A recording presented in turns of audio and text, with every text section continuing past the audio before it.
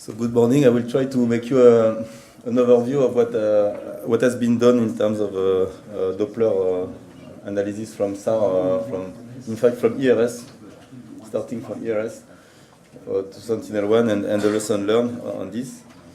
So it's a group work of many colleagues in France, Russia, Norway, South Africa, and some other. So it all started with some ERS2 image that we looked. It was triggered by a discussion with Andrea Montigarnieri in 2000 that he was looking at some ERS observation in the Gulf of Lion. And when we compute the Doppler shift on this ERS data, we've seen something that was strange. So it was quite saturated when we look on the range compressed data, but when we estimate it on the azimuth compressed data, we started to have something that were looking like something different on the ocean and on the land. So and we say, okay, let's study it. At the beginning, we thought it was just the wind speed, but it was much slower than the wind speed. In fact, it was correlated with the wind. And so the lesson learned from ERS that the SAR Doppler was related to wind, was not fetch dependent, so was weighting towards short scale, and more accurately estimated on azimuth compressed data. So this was the first. So then there was this ASAR launch. So NVSAT was launched in 2002. So I was having good time in Miami kite surfing, and then Bertrand took me to Europe back to work on this. So, thank you. So I still had good time also on NVSAT. But we were looking at this Doppler shift, and so it looked not completely random over ocean. So as you see, we were trying to see. So there was a steering law. So this is the orbit of one orbit of NVSAT, and so there is a steering of the attitude. So we were following the Doppler centroid along this line, and we were looking at the difference between the solid line and the observation. And this difference was somehow correlated with the radial wind speed, which I put in horizontal, and the Doppler in the vertical. Still, for two different tracks, you had two different. So there was still some bias that was difficult to explain, but still there were some correlation with wind also at a global scale. So then we came up with this large-scale analysis of the Doppler anomaly related to radial wind speed. So we had to do a lot of tricks to calibrate this bias that I was showing, because we didn't have a good knowledge of the attitude also on NVSAT.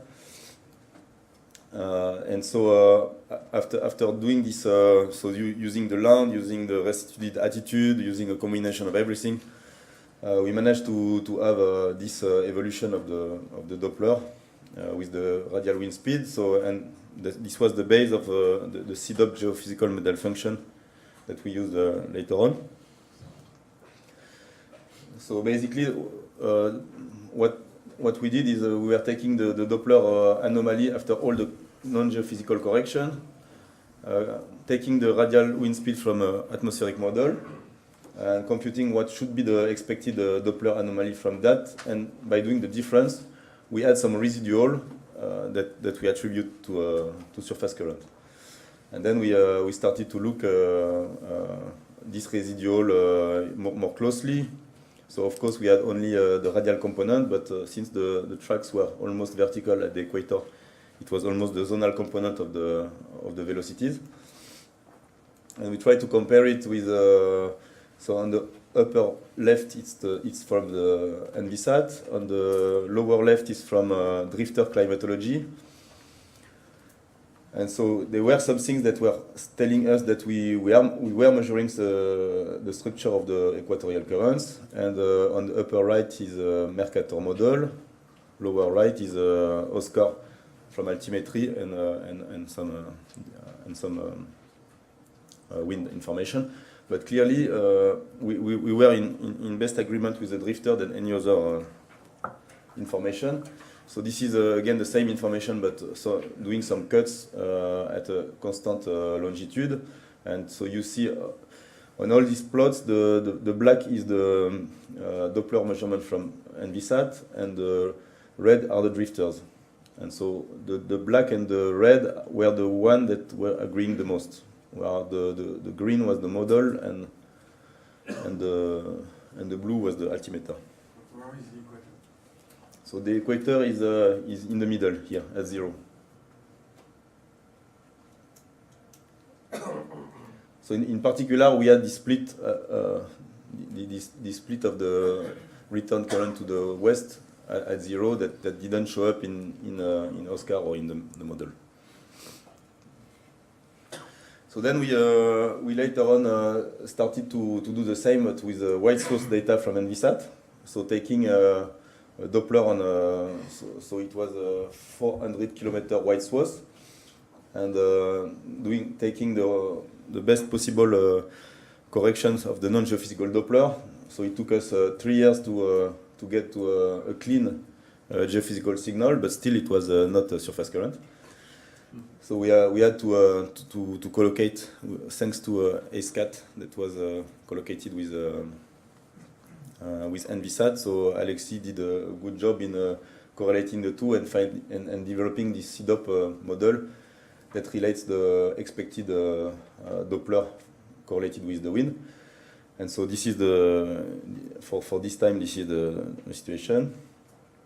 And so when you subtract this CDOP correction, you get something that are much closer to the radial component of a surface current that you would expect. So what we did is we were compensating. So the estimation of Doppler anomaly from ASAR was we were compensating for many non-geophysical source of anomaly. So antenna mispointing, which is orientation of the antenna related to the spacecraft. So it's something you need to calibrate in flight, but you can do this on the rainforest. Electronic mispointing, which is the fact that your antenna is not pointing in the same direction for each incidence angle, so it's slightly distorted. And this is changing with time with the health of the antenna. And so Doppler estimator bias caused by azimuthal variation of backscatter. So this is also something that we had to face, but this is something that can be solved by some signal processing from the SLC data. So this is the GMF that was developed, the CDOP GMF, so evolution of Doppler versus incidence angle, azimuth angle of the wind. And so after that, we started to do some systematic monitoring of the area where we could obtain acquisitions, because the SAR is not continuous acquisition, but in the Agulhas current, we were able to have a continuous acquisition. So here I show the altimeter current, and then we had almost every day we had a new, so it was not always at the same place. But since this current is not changing that fast at a scale of 3 days, we could describe really well this Agulhas current system. And so the same thing with another date where we had an eddy, a small eddy in the middle, and so it was always captured well captured by Envisat ASAR, and we were even able to capture smaller eddies than the one that are in altimetry, but the big ones were for sure always capture. So we did some comparison with altimeter or surface current. So without any surprise on the coast, we had a much stronger current on the Doppler than on the altimeter. But for the large mesoscale AD, we were having something similar. So we were clearly. So this white swath Doppler is clearly bringing something on the coast, near the coast. And so we were using this also for various applications. So at some point there was this deep horizon oil spill in 2010, and so we did some analysis to correlate the Doppler shift to see if we can say something on the advection of oil in the loop current in the Gulf of Mexico.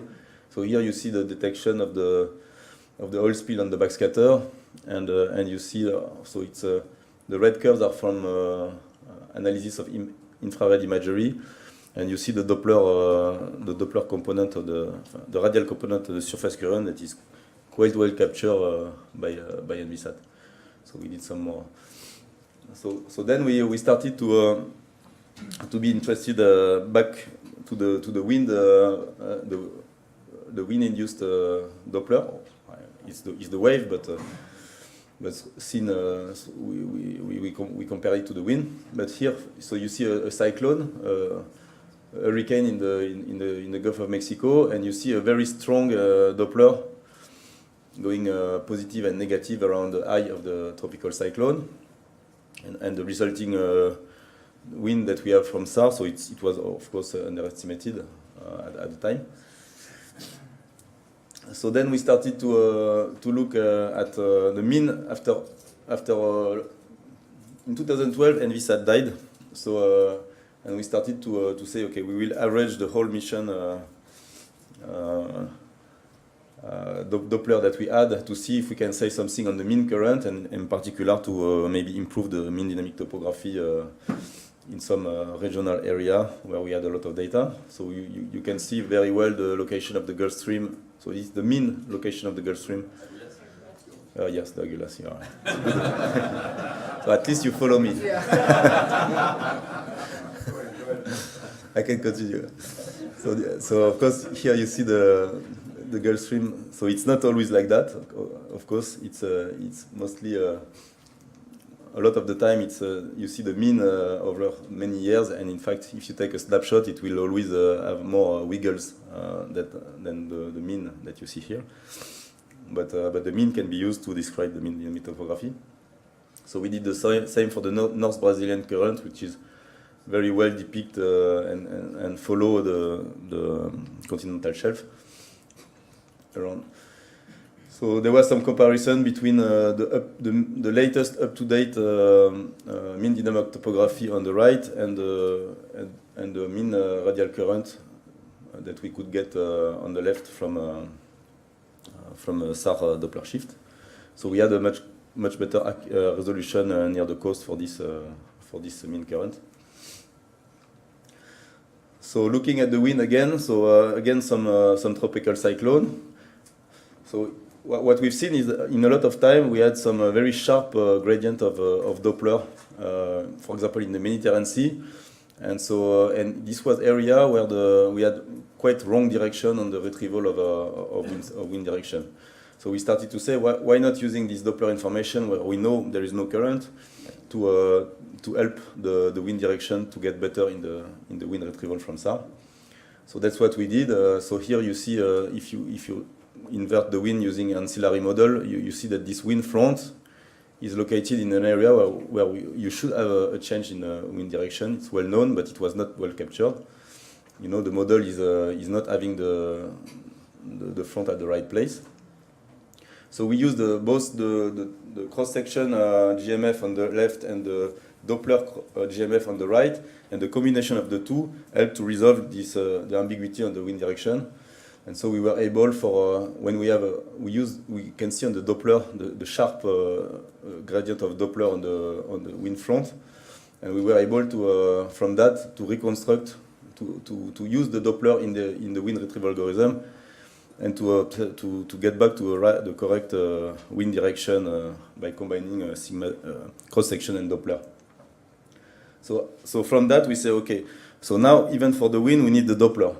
So why don't we make a combined wind and surface current measurement using cross-section and Doppler? So it was the idea, so we call it SWOT Ocean Radar Doppler, SWORD, but it was just for fun, because there was this Z shape on the Gulf of Mexico. But in fact, this is the idea of this rotating sword. And this is a MODIS image where you see the oil spill that is tracked by the current. So the lesson learned from Envisat was to have this GMF. So the electronic mispointing of active antenna is elevation dependent and evolves slowly with TR module L. So this is something to know when we are using active antenna. We need to monitor this electronic mispointing. The pointing knowledge is of critical importance. Of course, now everybody knows. If no good attitude information is available, and the platform is very stable, we can use the slow attitude variation to propagate from land, which is not possible from Sentinel-1, which is much lighter and moving much faster. So I will show a first result from Sentinel-1 Doppler, which we are struggling with since quite some time. Yeah, no, it's okay. So the main problem that we have is that we don't know exactly the pointing of the Sentinel-1 instrument beam. So if you look on the left plot, this is the residual Doppler that we have when we remove all the expected contribution, the geophysical and everything. So it should be 0, and it's between, it goes up to 40 Hertz. And 40 Hertz is the current signal we want to measure. And so so this is the geometric Doppler observed from the data. And if you look at from the AOCS that controls the satellite, it will tell you the geometric Doppler is 0. That means it's following perfectly the 0 Doppler steering law. So we had a problem. So the star tracker were not able to provide the information to correct this. So then, thanks to a recent effort at ESTEC, there were some on-ground processing of the telemetry, gyro, and star tracker data, and they were able to reconstruct something on the right that looks like what we have on the data. So you see some red bulbs somewhere that are well captured by the best use they could do of the gyro data, which they cannot do on board for some reason. Probably because they need some stability for the platform. So it was quite promising. So we try to remove the expected signal on the right from the left and see what's remaining. And so this is the next slide. No, this one. Yeah. So on the right is the residual. So the difference between the observation and the restituted on ground. So it's still not 0.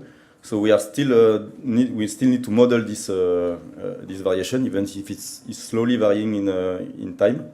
But we still have to work on that. And some preliminary results I show here. So from Sentinel-1 B in early 2018. So this is the radial component of the residual after removing the CDOP. And you see on the bottom is the same color bar and the same component from the drifter climatology. So we start to see something on the equatorial current. So it's quite promising, but we are still struggling with this Sentinel-1 attitude.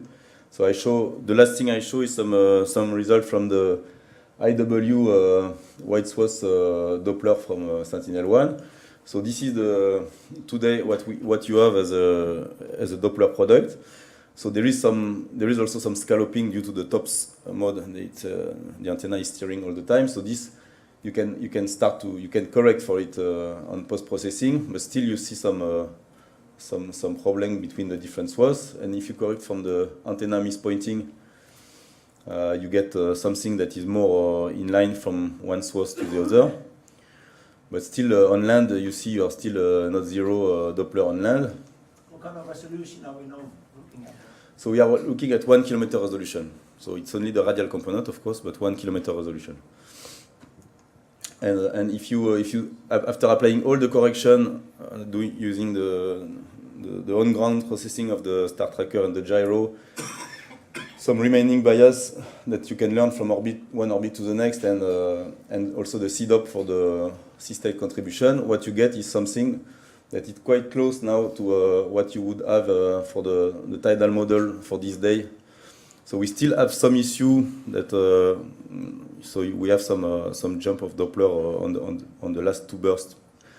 So there are still some issue, but we can probably at least when we are close to the coast make some use of the Sentinel-1 Doppler, and so I encourage people to start looking at that, but there is still some processing some post-processing to do from the product. You cannot use the product as they are coming out of the ESA processor right now. Okay. So the lesson learned is sorry. Yeah. Okay, so it's the last slide.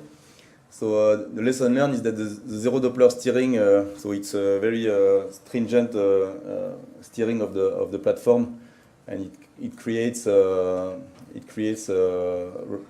motion that are too fast to be restituted by the class star tracker that we have on board Sentinel-1. And so the mispointing from zero Doppler is very reproducible from one orbit to the next. So we are using this. I think it's because of the field of view of the star trackers. So it's you don't need to know the details, but that means that there is some hope to do something with the Sentinel-1 data by post-processing on ground, and so that's what we are working on actively. Thank you. All right. Thank you very much.